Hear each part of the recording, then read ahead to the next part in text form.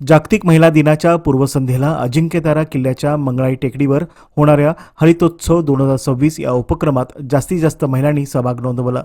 केवळ वृक्षारोपण करून चालणार नाही, तर वृक्ष संवर्धनाचा संदेश या निमित्ताने घराघरात पोहोचवू असा निर्धार यावेळी महिलांनी केला। दरम्यान महिलांच्या या हरितोत्सवाला शुभेच्छा देण्याबरोबरच कष्ट करणाऱ्या हातांचे कौतुक करण्यासाठी कर्तव्य सोशल ग्रुपच्या अध्यक्षा वेदांतिका राजे भोसले या उपस्थित राहिल्या। तरुण भारत संवाद आणि हरित सातारा ग्रुपच्या सहकार्याने 7 मार्च रोजी जागतिक महिला दिनाच्या पूर्वसंध्येला हा उपक्रम घेण्यात आला। साधारण 2000 रोपांची लागवड या ठिकाणी करण्यात आली असून त्याचे संवर्धन व्हावे यासाठी प्रत्येकाने हातात पाण्याचा कॅन घेऊन साखळी पद्धतीने श्रमदान केले। प्रत्येक शनिवारी हा उपक्रम राबवण्यात येत असून सातारकरांनी यामध्ये सहभाग घेण्याचे आवाहन करण्यात आले आहे। हरित ग्रुप सातारा आणि तरुण भारत सातारा यांच्या वतीने आज हे जे उपक्रम इथे राबविण्यात येत आहे त्यासाठी माझ्या खूप खूप शुभेच्छा। महिला दिनाच्या निमित्त हे उपक्रम राबवण्यामागचं त्यांनी मला कारण सांगितले आहे की इथून जी महिला घरी जाईल ती प्रत्येक महिला आपल्या सर्व मुलांना हेच शिक्षा देईल की तुम्ही प्रत्येक झाडाला पाणी घालायला पाहिजे आणि झाडे जगवायला पाहिजे। आज ही झाडे जगतील तर उद्या आपल्यासाठी सर्वांसाठी प्राणवायूची एक खूप चांगली आपल्याला प्राणवायूचं आपलं होणार आहे नियोजन। त्यामुळे हे नियोजन अतिशय स्तुत्य आहे असंच मी या ठिकाणी म्हणेन। असा काय सांगशील, तुला कसं वाटतंय? आणि छान वाटतंय आज मला श्रमदान करायला या टेकडीवरती।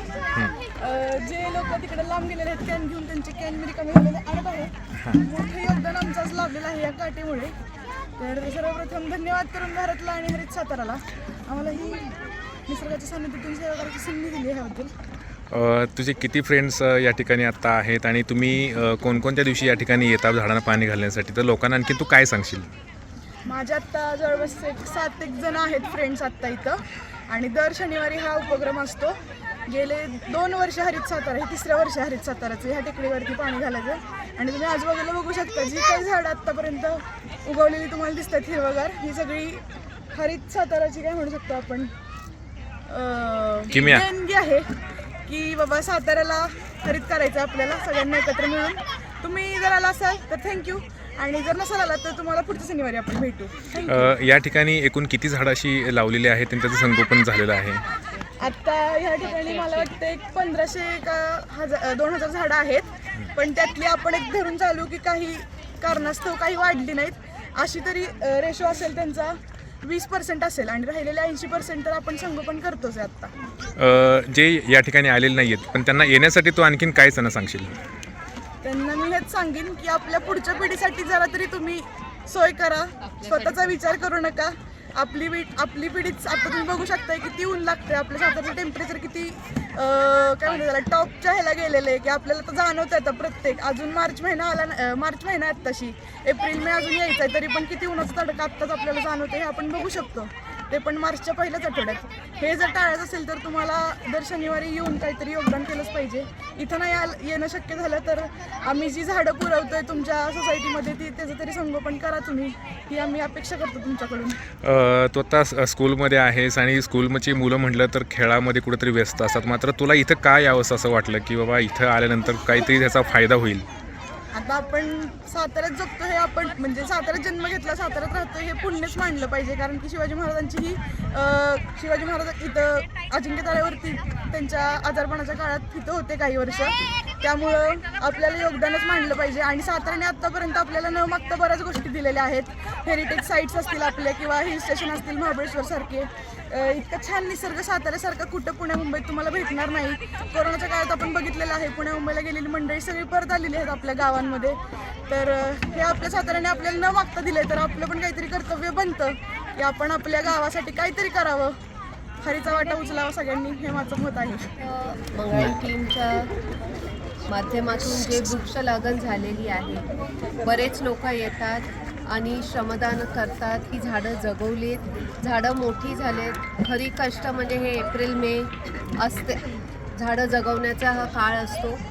तर आपल्या सर्वांना तर शुभेच्छा देते, महिला दिनाच्या शुभेच्छा देते।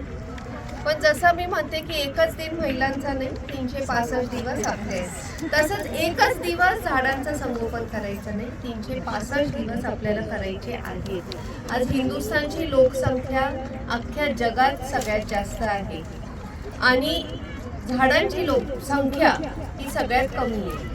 हा रेशो आपल्याला बदलायला पाहिजे आणि हा रेशो बदलताना आपण दुसऱ्यांसाठी करत नाहीये, आपल्यासाठी करतोय, आपल्या पुढच्या पिढीसाठी करतोय. कारण का आपण बघितलं कोविडमध्ये ऑक्सिजनसाठी कसं लोक फिरत होते, ते तर टँकमधनं येणारं ऑक्सिजन होतं, पण हे तर फ्रीमध्ये देणारं ऑक्सिजन आहे झाड. आणि आपण बघतो की दरवेळेस कुठलाही गाव असो, मुलं बाहेर जातात, शिकायला जातात, व्यवसायासाठी जातात, नोकरीसाठी जातात, पण आपण लावलेलं झाड हे आयुष्यभर तिथंच उभं राहणार आणि ते आपल्याला ऑक्सिजन देते. तर प्रत्येकाने किमान 5 झाडं तरी आपल्या आयुष्यात लावा, ती जगवा, ती मोठी करा आणि ती आपल्या मुलांसारखी जोपासा. हेच माझं सगळ्यांना सांगणं आहे. त्याचबरोबरीने प्लास्टिकचा वापर टाळा. वापर आपण बंद करू शकत नाही, पण त्या प्लास्टिकचं निर्मूलन हे जबाबदारीने करा. ते प्लास्टिक रस्त्यावर पडू नये, गटरमध्ये पडू नये, त्याचा त्रास दुसऱ्याला होऊ नये आणि सगळ्यात जास्त महत्त्वाची गोष्ट म्हणजे निसर्गाला त्याचा त्रास होऊ नये. म्हणून आपण जे प्लास्टिक वापरतोय त्याचं चांगल्या तऱ्हेने म्हणजे निरसन करणे किंवा जे चांगल्या तऱ्हेने ते डिस्पोज ऑफ करणे ही आपली जबाबदारी आहे. आणि आपल्या साताऱ्यात सागर मित्रासारखे चांगले संस्था आहेत जे तुमच्या घरातनं प्लास्टिक गोळा करून घेतात. आज महिन्याला जवळजवळ 20 टन सागर मित्र प्लास्टिक गोळा करतात साताऱ्यातल्या गृहिणींच्या घरातून. आज आमच्यासारखी शाळा आम्ही त्यांना जॉईन झालेलो आहे की आमच्या शाळेत विद्यार्थी प्लास्टिक घेऊन येतात घरी वापरलेलं आणि ते त्यांना देतात. तर तुम्ही पण सगळे लोक त्या अभियानाला जॉईन होऊ शकता आणि जास्तीत जास्त प्लास्टिक एक कचऱ्यात किंवा रस्त्यावर किंवा कचरा डेपोमध्ये जाऊन देऊ नका, ते रिसायकलिंग करतो. थँक्यू.